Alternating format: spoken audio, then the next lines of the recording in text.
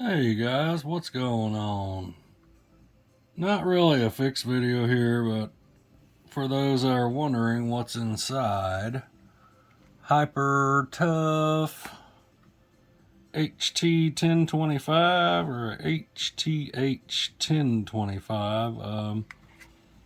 Just your normal pop up, pop down kind of a timer here. I took it apart just so you could get a look inside and see how it works, because these guys use tri-wings, reminiscent of Nintendo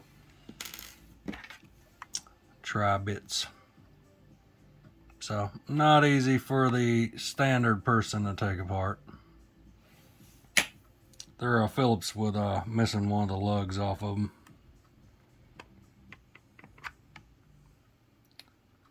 But it's pretty simple construction. First you have the little gear that pops through there that turns with the dial. Well, that turns the dial. And then you have a little bit right here. When you pop it down, it rides on those little nubs right there poking through. And as far as the construction on the inside, it's pretty nice. Uses a little lever that rides on to the nubs that are poking through here that you push the tabs down on, and it just rides on this little lever here. And then it's got an override switch which just pushes down the little lever at the top here for outlet on, timer on. So pretty simple construction. Then you got a little micro switch, which is pretty nice. 15 amp, 125 volt, half horsepower, and oh yeah, for the incandescence, it's 10.1 amps. So I don't know why it's just not 15 amps in general, but yeah. And then you got a little spinny motor right here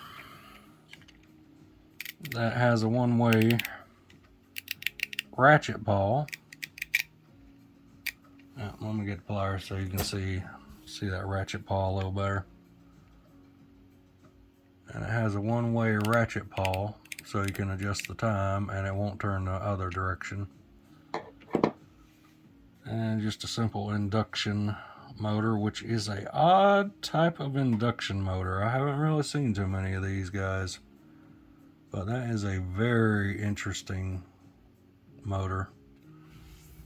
I should have got the cord to plug it up, but pretty much that guy just spins right there. Turns the gear set. And there ain't much to it. It's all brass, copper.